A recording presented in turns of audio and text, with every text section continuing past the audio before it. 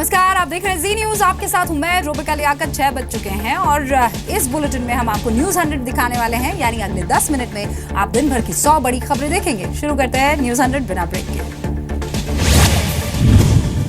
Party के खाते में रकम को लेकर मायावती की सफाई, कहा इनकम टैक्स के नियमों के मुताबिक जमा हुआ चंदा। पीएम से बीजेपी को मिले चंदे पर पूछा सवाल। मायावती ने अपने भाई का भी किया बचाव, कहा नियमों के मुताबिक भाई के खाते में जमा हुआ है पैसा।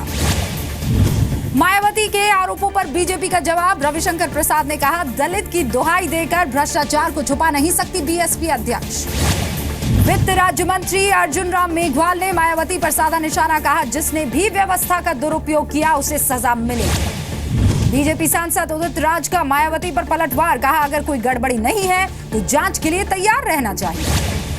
एलजेपी अध्यक्ष रामविलास पासवान ने कहा दलितों को बदनाम कर रही है मायावती, जब फंसती है तो दलितों की याद आती है। बीजेपी सांसद वीरेंद्र सिंह मस्त का भी आरोप है, बीएसपी दफ्तर में जमीन के नीचे दबा है पैसा। मायावती पर टिकट बेचने का लगाया आरोप।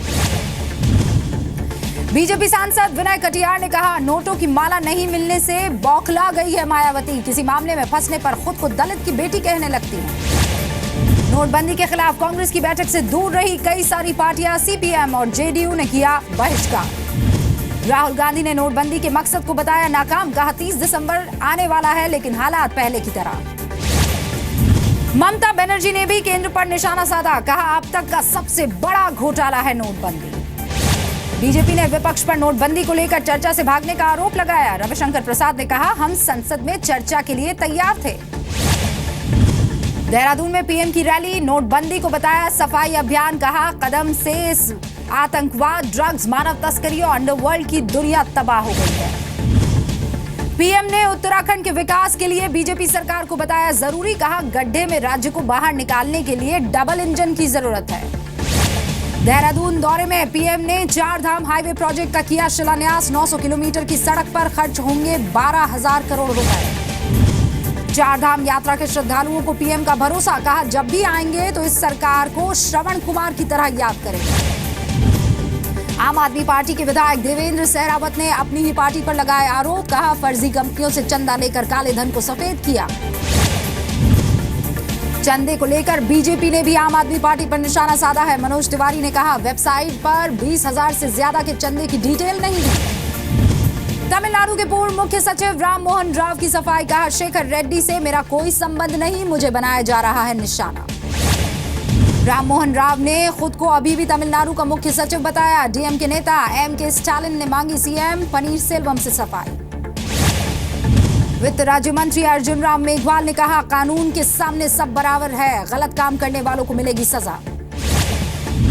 नॉर्थ ईस्ट में आतंक फैलाने की साजिश में लश्कर-ए-तैयबा म्यांमार और थाईलैंड के बॉर्डर पर बना रहे हैं आतंकी कैंप, सूत्रों के हवाले से मिल रही है खबर। गोवा के डाबोलिम हवाई अड्डे के रनवे पर फिसला जेट एयरवेज का विमान, मुंबई रवाना होने से पहले हुआ यह हादसा।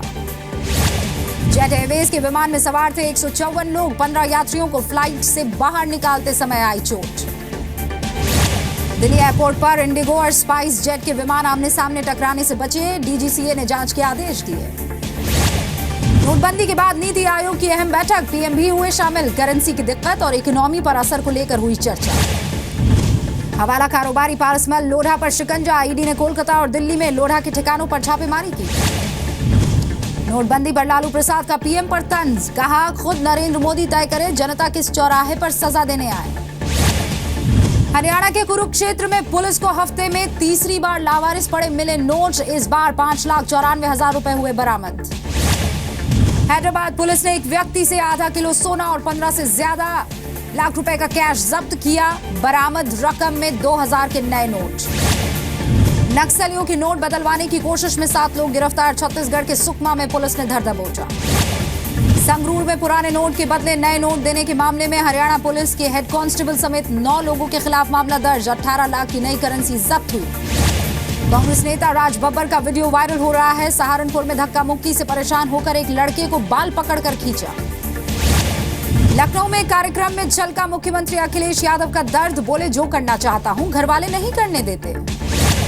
मुलायम सिंह यादव ने फिर मिले अतीक अहमद, कहा मेरे लिए टिकट कोई मुद्दा नहीं।